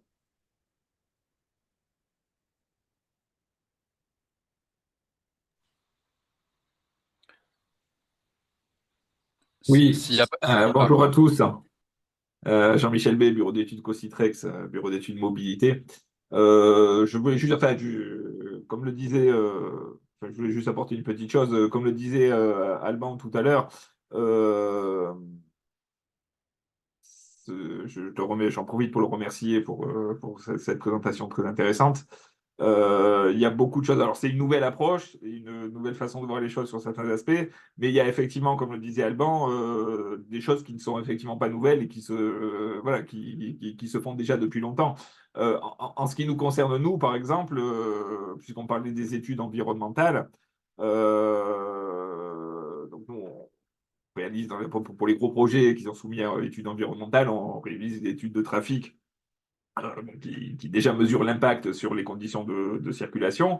Mais ces études sont utilisées pour le volet de l'étude environnementale sur la santé qui existe déjà. C'est-à-dire qu'on a des bureaux d'études air et santé et des bureaux d'études bruit aussi, qui parfois sont les mêmes, qui utilisent nos chiffres et qui réalisent un volet de l'étude environnementale sur l'exposition aux polluants, etc., avec un modèle et qui justement enfin, compare ça par rapport au projet, à l'implantation des bâtiments, vérifie que les logements ne vont pas être trop exposés au bruit ou à la pollution, les établissements scolaires et ce genre de choses. Donc c'est effectivement quelque chose qui se fait déjà. Et pas dans une EIS, enfin pas dans une étude d'impact sur la santé, mais dans le cadre des études d'impact déjà existantes, quoi. C'est déjà intégré, en fait. Au moins l'aspect pollution et l'aspect bruit. Et puis, autre chose aussi, c'est ce qu'on disait sur enfin, c'est Cécile qui posait la question là-dessus. Euh, Au niveau de la prise en compte enfin, de la vision de la santé sur l'élaboration des projets, c'est pareil, c'est quelque chose qui n'est pas forcément formalisé, mais c'est déjà quelque chose qu'on fait depuis 20 ans ou 25 ans. C'est-à-dire quand on a la chance d'être associé sur des projets un petit peu grands et dans lesquels il y a une réflexion en amont sur l'organisation des mobilités, le réseau de voirie, les mobilités actives, etc., évidemment, qu'on fait en sorte d'avoir que les voies qui supportent du fort trafic, du trafic de transit, soient éloignées des logements, éloignées des établissements sensibles comme des établissements scolaires ou les hôpitaux, etc. Évidemment qu'on essaye de favoriser les mobilités, enfin d'avoir un réseau adapté de mobilité active qui permet aux gens de se déplacer pour aller au travail, pour faire leurs courses ou pour leur quotidien à pied ou à vélo, etc., etc. Voilà, c'est effectivement des choses qui, parfois de manière un petit peu éparpillée, mais qui effectivement existent déjà dans la réflexion aujourd'hui. Bah, oui, effectivement, je vous remercie pour ce ce témoignage. Enfin, en tout cas, j'ai l'impression que mon message est bien passé. C'est vraiment ce sur quoi je voulais insister. Aucun sujet nouveau, juste des arguments nouveaux, à savoir l'argument de la santé. Voilà, c'est un peu ça le le mantra si je devais résumer, ce que j'essaie de vous dire aujourd'hui. C'est bien trouvé le mantra parce que tout ça, ça me fait penser à à l'Ayurveda, en fait. Donc, je trouve que c'est la bonne, c'est une bonne direction. Peut-être plus, comme le disait tout à l'heure, notre ami il est parti ou pas? Arnaud, non, il est là encore. C'est vraiment l'idée qu'il y a des, il y a des, il y a un dispositif de communication dont les élus peuvent se saisir pour participer de quelque chose. Alors, je sais pas comment fonctionne l'ARS sur ces sujets-là, mais sur tous les messages de santé, forme, etc. Tous ces éléments-là, on doit trouver d'autres relais peut-être. Enfin, bah, j'imagine parce que je suis passée rapidement sur Ecopolis, il y a d'autres manières de le traiter, mais vous êtes un peu le seul à gérer cette question de l'urbanisme et la santé. Enfin, je veux dire, les liens avec les politiques sur l'encouragement au sport, etc., la question du vieillissement, comment est-ce que finalement ça s'intègre, est-ce que ça s'intègre? Parce qu'en effet, c'est quand même, la démarche, elle est assez techno sur les démarches d'urbanisme favorable à la santé, avec des indicateurs, des grands indicateurs. Est-ce que du coup, il y a d'autres acteurs qui sont associés? Enfin, c'est une occasion de le faire ou Bah, on essaie en tout cas au maximum, alors, encore une fois là moi les exemples que j'ai se limitent à notre territoire, mais nous on a de la chance d'avoir une agence régionale de santé qui est assez motrice sur ces questions. Mais par exemple pour vous donner un exemple très précis, moi dans le cadre de ma mission donc on est subventionné par des acteurs publics. On est soutenu par l'ADEME en Île-de-France également, par, la DRIEAD donc bah, c'est l'équivalent des DREAL dans les autres régions, donc les services Mmh. qui sont en charge des questions d'aménagement et de planification et la métropole du Grand Paris. On avait des discussions à un moment avec la région aussi là-dessus, donc voilà, une diversité d'acteurs. Après effectivement, c'est vrai que c'est un peu plus compliqué a priori d'aller chercher, je sais pas moi, on pourrait Jeunesse et imaginer, sport? ouais voilà, ou par exemple bosser avec, la Solideo, qui s'occupe, voilà, la société de livraison des ouvrages, olympiques, pour Paris 2024. Enfin voilà, ça c'est le genre d'acteur aussi avec le il y a aussi un gros sujet pour nous demain, c'est discuter avec les bailleurs sociaux. Parce qu'on pense qu'il y a vraiment quelque chose à aller creuser avec les bailleurs parce que Mmh. depuis tout à l'heure, on parle de santé dans comment est-ce qu'on construit, on aménage, mais une fois que le bâtiment il est livré, qu'on en a la gestion, les problèmes de santé, ils continuent à se poser et on sait que notamment, dans le cadre des bailleurs sociaux, ils vont avoir, pas mal de problématiques spécifiques avec, de l'isolement, des personnes âgées qui se retrouvent, voilà, qui habitent depuis très longtemps dans le logement, qui se retrouvent isolées, des problématiques un peu spécifiques aussi, sur les publics qui habitent parfois en logement social donc, hem, on a l'intuition qu'il y a encore d'autres acteurs qu'il faut ramener dans les discussions, dans les échanges parce que ces questions-là, elles dépassent largement notre petit cadre à nous. Mais en tout cas, s'il faut retenir quelque chose sur comment est-ce qu'on arrive à articuler toutes ces thématiques et comment moi concrètement ça se fait dans mon travail, c'est que je me considère un peu être comme, comment dire? Un support ou un appui pour, n'importe lequel de mes collègues qui va travailler sur d'autres sujets et moi, ce que je vais pouvoir lui apporter, c'est, «Ah bah, ta thématique, voilà ce qu'on peut dire sur les impacts en termes de santé sur les populations, donc voilà le petit packaging d'argumentaire en plus que je peux te donner pour défendre telle ou telle préconisation, telle ou telle idée, telle ou telle recommandation». Par exemple, dans le cadre de nos démarches, quartier durable francilien, donc, nos démarches d'accompagnement de projet, la manière dont on fonctionne, c'est que, j'interviens de manière ponctuelle, sur l'accompagnement de projet et l'idée, c'est de proposer une relecture entière du projet en disant: «Bon, bah, voilà, sur tel item, tel item, tel item, vous allez avoir, un impact potentiel sur la santé à tel ou tel endroit ou sur tel type de population. On vous recommande de bien travailler finement tel ou tel enjeu, la question des mobilités, la question de la trame verte» et cetera et donc en fait, c'est sur chaque thématique de venir un peu, amener cette coloration santé et des arguments qui vont avec et éventuellement des chiffres si on en a, même si, évidemment, vous l'avez dit tout à l'heure aussi, on a des données, quantitatives, mais on a aussi beaucoup de données qualitatives en termes de bien-être. On est sur, voilà, des choses un peu plus, dures à palper. Donc c'est aussi parfois un peu plus complexe d'amener, de la donnée un peu dure là-dessus, mais en tout cas, c'est voilà, la manière dont on essaie de faire, s'articuler tous ces sujets-là, c'est un peu comme ça qu'on procède, nous, en tout cas, la manière dont on traite le sujet chez Ecopolis. Sachant que, hein, je vous dis tout ça, on n'est pas un bureau d'études, nous, donc on